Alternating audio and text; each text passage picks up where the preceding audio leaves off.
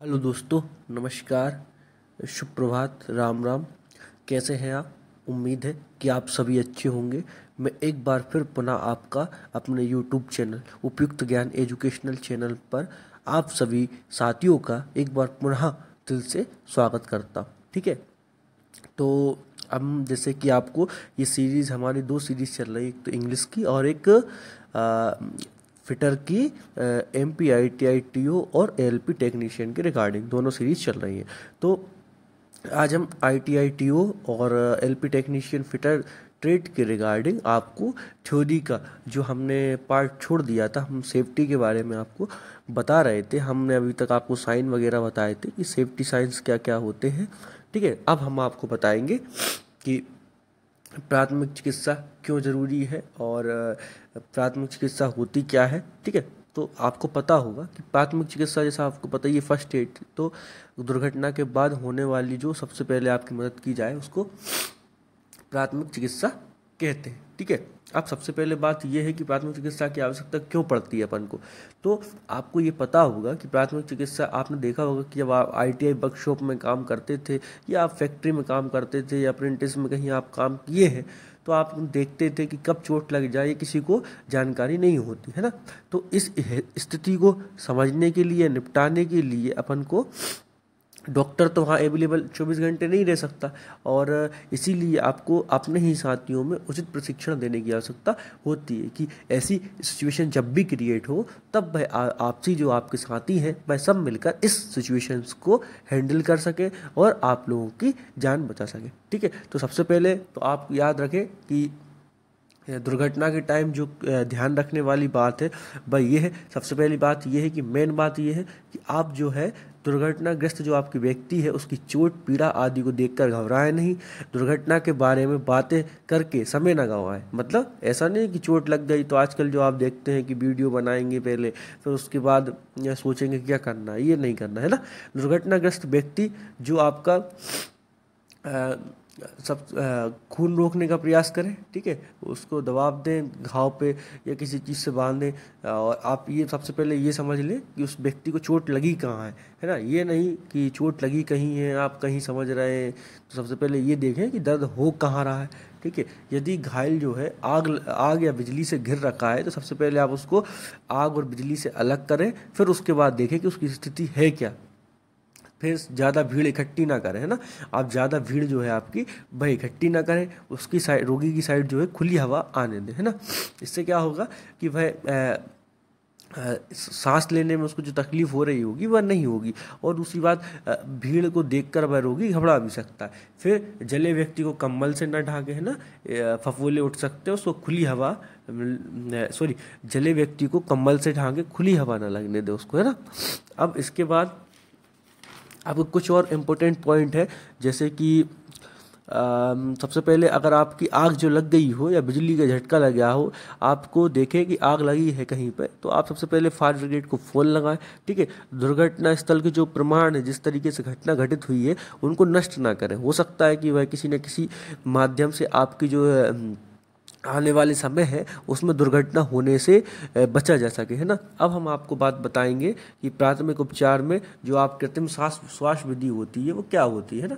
तो आपने देखा होगा कई बार चोट इतनी भयानक लग जाती है, इतनी गंभीर हो जाती है कि व्यक्ति स्वयं सांस लेने में असमर्थ होता है। तो इस स्थिति में कृत्रिम श्वास, मतलब आर्टिफिशियल तरीके से अपन उसको सांस देने की आवश्यकता पड़ती है।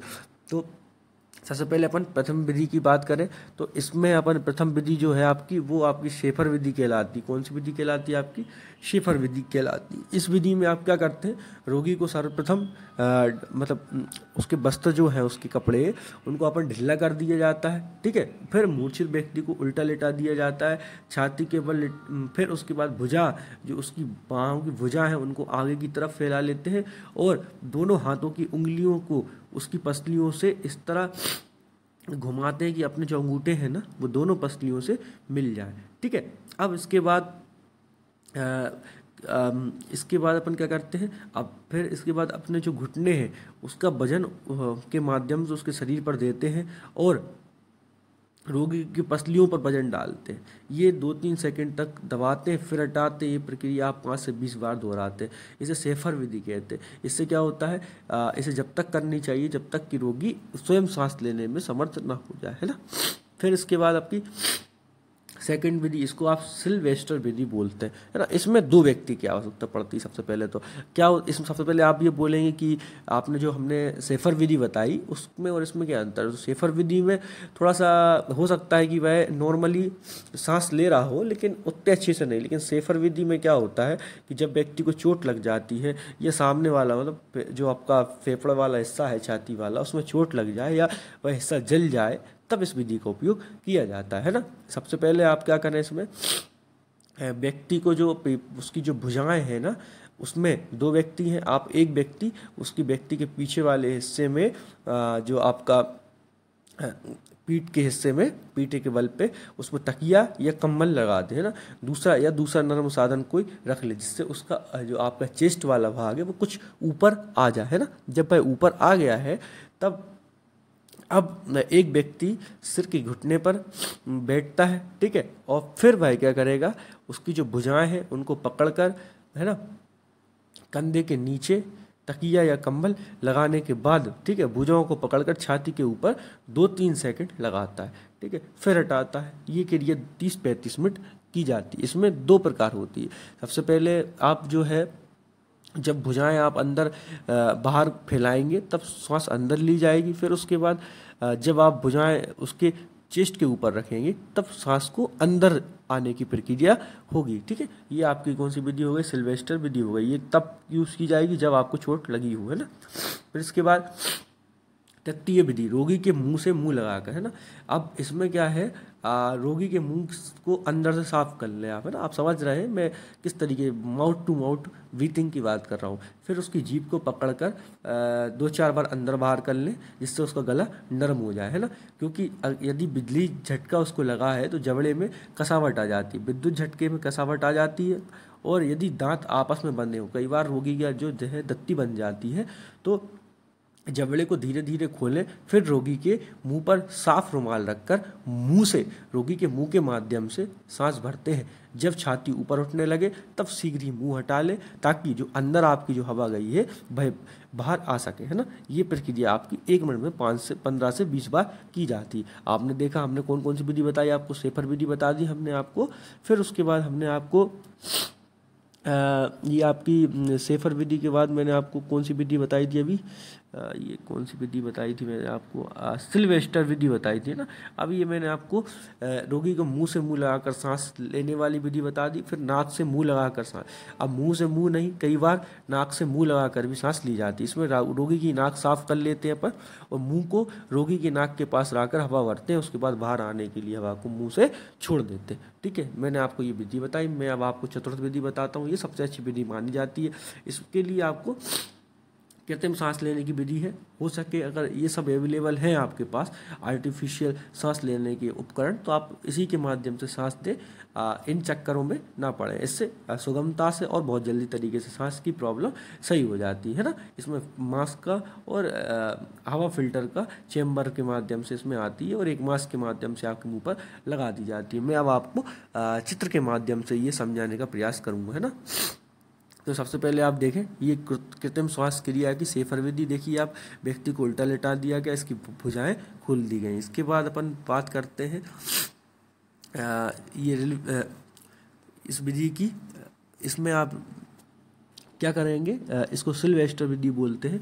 तो इसमें आप अंदर सांस आने की प्रक्रिया ये देख रहे हैं और ये बाहर सांस जाने, अंदर सांस आने के लिए व्यक्ति उसके देखिए आप नीचे ये तकिया वगैरह लगाया हुआ है और यहाँ व्यक्ति को चेस्ट है उस पर चोट वगैरह लग सकती है, लग गई है। इसके बाद ये प्रक्रिया की जा रही है। तो इसमें भुजाओं को जब खोल के मतलब फैलाया है तो ये अंदर सांस ले रहा है, फिर ये ऊपर रखा है जब इसको, तो ये बाहर सांस लेने की प्रक्रिया की जा रही है। अब मैं बताता हूँ आपको इसके बाद अपन ने जो बात की माउथ टू माउथ ब्रीथिंग की, वो आप देख सकते हैं। नाक से मुंह लेने की विधि, ये आप इस तरीके से इसको सांस देंगे, है ना। अब अपन बात करते हैं कि यदि व्यक्ति को विद्युत झटका लग गया हो तो उसके पश्चात क्या करना चाहिए, है ना। तो सबसे पहले तो व्यक्ति को विद्युत संपर्क से अलग कर दें। अगर मेन स्विच है जो आपका उसको बंद रखें। यदि ओवरहेड लाइन पर कोई व्यक्ति चिपक गया है तो सबसे पहले ये प्रयास करें कि किसी न किसी माध्यम से शॉर्ट सर्किट कर दें। इसके लिए आप लोहे की कोई वस्तु को आप ओवरहेड लाइन पर फेंक सकते हैं जिससे शॉर्ट सर्किट हो जाए तो वह व्यक्ति को छोड़ दे, है ना। फिर इसके बाद क्या है, यदि व्यक्ति झुलस गया हो तो उस पर बरनाल लगाएं। रोगी को भागने दौड़ने ना दें, उसको घबराने ना दें। आराम से वहीं एक जगह पर बैठाकर या लेटाकर उसका उपचार तुरंत करें, है ना। यदि व्यक्ति झटका खाने के बाद बेहोश हो गया हो तब सबसे पहले आप ये देखें कि उसकी नाड़ी चल रही है या नहीं चल रही है। नाड़ी चल रही है तो अगर देखें कि उसके मुंह पर जो सुपारी वगैरह उसने मुंह में गुटखा खा रखा है उसको सबसे पहले आप बाहर निकाल लें और उसे कृत्रिम श्वास देने का प्रयास करें। हमने ये आपको क्या बताया, विद्युत झटका लगने के बाद होने वाले आपकी जो क्या बोलते हैं सावधानी उनके बारे में बताया। अब मैं आपको बताता हूँ लिफ्टिंग तथा हैंडलिंग लोड। ये मेन आपका है फिटर थ्योरी में, ये सबसे इम्पोर्टेंट है। आप देखेंगे कि आपके लिए जब भी ये पेपर आएगा तो आपको लिफ्टिंग और हैंडलिंग लोड के बारे में आपको बताएगा कि लिफ्टिंग तथा हैंडलिंग लोड क्या है। तो सही प्रक्रिया जिसके माध्यम से लोड को उठाया जाता है उसको लिफ्टिंग या हैंडलिंग लोड कहते हैं। क्या होता है कि आप गलत तरीके से जब भी भार को उठाते हैं तो आपको पता है कि जो आप फिटर वर्क करते हैं उसमें जो भार है या जॉब है वो कम हल्का नहीं होता, क्योंकि लोहे के का अपन अधिकतर उपयोग करते हैं और लोहे की जो चीज़ें होती हैं वो बहुत हैवी होती है ना। तो इसलिए आप उचित माध्यम से लोड को उठाएं, इसी को लिफ्टिंग तथा हैंडलिंग लोड बोला जाता है। फिर चोट के प्रकार में बचाव क्या होते हैं, कट जाना तथा रगड़ खाना, मांसपेशी तथा जोड़ों में तनाव, पैर या हाथों का कुचल जाना। ये सब क्रियाएं जो हैं आपको या तो लोड उठाते समय भी हो सकती हैं या फिर आपको नॉर्मली वर्कशॉप में भी हो सकती है ना। जैसे आप कट जाते हैं या रगड़ खाते हैं तो उसके लिए आप दस्ताने का उपयोग करें, इससे आप बचेंगे। मांसपेशी तथा जोड़ों में तनाव आने के लिए आप क्या करें, रीढ़ की हड्डी को आपने सीधा रखें और बोझ उठाएं। उसके बाद आपको ये मांसपेशी तथा जोड़ों में तनाव की प्रक्रिया जो शिकायत है वो कम होगी। फिर इसके बाद पैर या हाथों का कुचल जाना, इसके लिए आप ध्यान रखें कि आपका जो लोड है उसको केयरफुल तरीके से उठाएं और सेफ्टी शूज़ और प्रॉपर तरीके से आप जो आपका ग्लव्स है उसका उपयोग करें, है ना। भार उठाने की काइनेटिक विधि, ये मोस्ट इंपोर्टेंट क्वेश्चन है। आप याद रखेंगे कि भार उठाने की काइनेटिक विधि क्या होती है, 1 नंबर में आपको पूछा जाएगा, ठीक है। सबसे पहले शरीर को आगे की ओर झुकाओ, है ना। फिर रीढ़ की हड्डी जो आपकी बिल्कुल सीधी रखो और भार को पैर बजांगों की मजबूती मांसपेशियों की शक्ति के माध्यम से आप उठाएंगे तो ये जो आपका भार है वह बिल्कुल सही तरीके से उठेगा और आपको चोट लगने की कम से कम संभावना होगी, है ना। सबसे पहले तो आप घुटने जो है अपने हल्के झुका लें, शरीर को आप जो है सीधा मतलब झुका के रखें और आपकी जो रीढ़ की हड्डी उसको सीधा रखें। आपका एक पैर जो है वो भार की दिशा में 45 सेंटीमीटर की परस्पर दूरी पर संतुलित बनेगा, उठाने के लिए मजबूती आधार प्रदान करेगा, है ना। हाथ शरीर के निकट होने चाहिए, हाथ जितने फैले हुए होंगे उतना ही तनाव अधिक सहन करना पड़ेगा, है ना। कूहनी जो आपकी है उसको अंदर की ओर रखना चाहिए और आप याद रखें कि उठाया जाने वाला जो भार है आपका भाई मजबूती से पकड़ा हो तथा सुरक्षित हो। अब इसके बाद भार उठाने की सही मानवीय तकनीक की हमने बात कर दिया कि चलने की दिशा में सिर को रखें, है ना, लोड को उठाएं। इसके बाद भार उठाते समय आप आपस में बातचीत ना करें, जितना लोड है उसको मजबूती से पकड़ें, ठीक है। काइनेटिक विधि का उपयोग करें और जल्दबाजी ना करें, है ना। और आप देखें कि जहां आप मुड़ रहे हैं उन सब चीज़ें आपकी जो है साफ होनी चाहिए ताकि मुड़ते समय आप किसी चीज़ से न टकराएं। फिर इसके बाद हम बात करते हैं भार को उतारने की, है ना। भार को उतारने के लिए आपको सबसे पहले आप क्या करें कि घुटने जो आपके हैं वो हाफ सेफ्टिंग स्थिति में मोड़ लें, है ना। लोड की तरफ नीचे ना देखते हुए सीधे सामने की तरफ देखें, पीठ एवं सिर को सीधा रखें।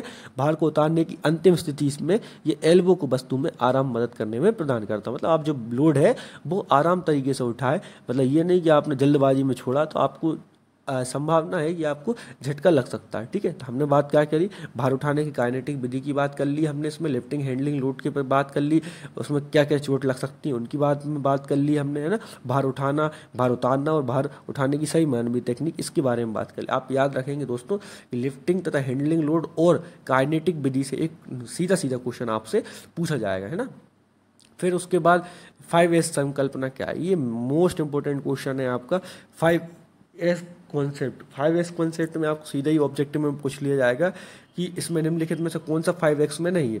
तो आप याद रखेंगे ये आपके जापानी शब्द हैं, अगर आपको ये समझ में भी ना आए, सेरी, सेशन, सेशो, स्केशु और सुको, तो इसके इनको ना देखकर आप ये सीधा याद रखें, सोर्टिंग, सेल्टिंग इन ऑर्डर, इसके बाद अपना क्या है, सिंप्लीफाइंग, स्टैंडर्डाइजेशन और सेल्फ डिसिप्लिन, ये आप याद रखेंगे। ठीक है, तो सबसे पहले अपन ने देखा कि सोर्ट जो है अपनी छटनी वो क्या होती है ना, सोर्टिंग जिसको अपन बोलते हैं। तो सबसे पहले आप जो आप उपयोग जहाँ भी आप काम कर रहे हैं तो आपकी जो भी अनावश्यक चीज़ है उनको आप हटा दें, है ना।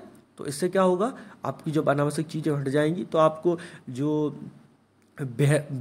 आपका अनयूजुअली जो आपको इंसिडेंट हो सकते हैं उनसे आप बच सकते हैं। ठीक है, फिर उसके बाद क्रम में व्यवस्थित करना, प्रत्येक वस्तु को सही क्रम में रखें। ठीक है, जहाँ पर आप पेचकस, पाना, स्क्रू या मशीन का सामान रखते हैं वहीं रखें। इससे क्या होगा कि जो आपके श्रमिक हैं उनको बार बार ढूंढने की आवश्यकता नहीं पड़ेगी। सिंप्लीफाइंग, जो आपका उत्पादन है उसकी सारी प्रक्रियाएँ सरल एवं स्पष्ट होनी चाहिए ना।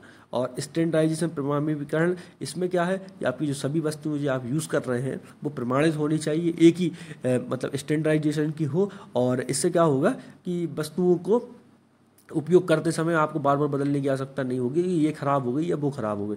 फिर इसके बाद सेल्फ डिसिप्लिन, है ना। सेल्फ डिसिप्लिन आपका क्या होता है, जब आप 4S को आप खुद ध्यान रखोगे, उनका अवलोकन करना, और ये सब आपको 4S का जब आप ध्यान रख रहे हो तब आपका 5 सेल्फ डिसिप्लिन अपने आप मेंटेन हो जाएगा। जब आप इन चारों चीज़ों को अपने आप से मेंटेन करेंगे तो यही आपका सेल्फ डिसिप्लिन हो जाएगा। अब इसके बाद क्या बात करते हैं अपन, सिर की सुरक्षा की, व्यक्तिगत सुरक्षा उपकरण, PPE, है ना। तो पर्सनल प्रोटेक्टिव इक्विपमेंट, इसमें बहुत सारी चीज़ें आती हैं, जैसे कि आपका हेलमेट हो गया, है ना, और आपका ग्लव्स हो गया, आपके आई शील्ड हो गई, चश्मा हो गया, ये सब आपके जो है व्यक्तिगत सुरक्षा उपकरण PPE में आते हैं ना। तो आप याद रखेंगे PPE।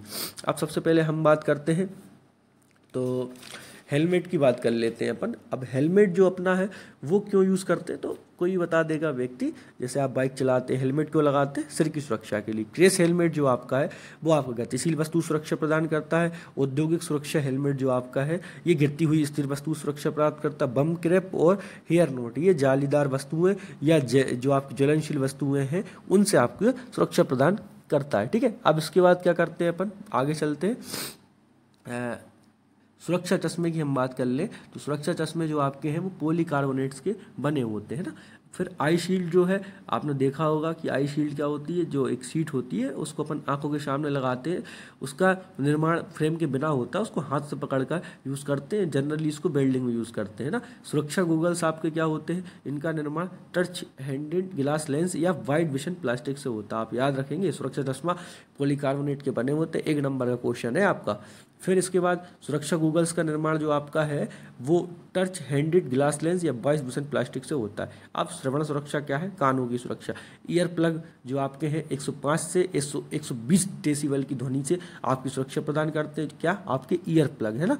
ईयर प्लग आप याद रखेंगे कि कैसे ध्वनि से सुरक्षा प्रदान करते हैं, तो ये 25 से 30 डेसिबल ध्वनि को कम कर देते हैं, है ना। तो 105 120 डेसिबल ध्वनि में आप सुरक्षित रहेंगे। इसके बाद ईयर डिफेंडर, मफ और पैड, ये क्या होते हैं, तो ये आपके ज़्यादा सुरक्षित होते हैं, है ना, ईयर प्लग की अपेक्षा। इसमें क्या है, 135 से 140 डेसिबल की ध्वनि को में आपकी सुरक्षा प्रदान करते हैं। ये 15 से 20 डेसिबल ध्वनि कम कर रहे थे आपके क्या, ईयर प्लग, है ना। और ये आपके 40 से 50 डेसिबल ध्वनि को कम कर देते हैं। इसके बाद त्वचा क्रीमें, है ना, विभिन्न प्रकार की त्वचा क्रीमें अपन यूज़ करते हैं।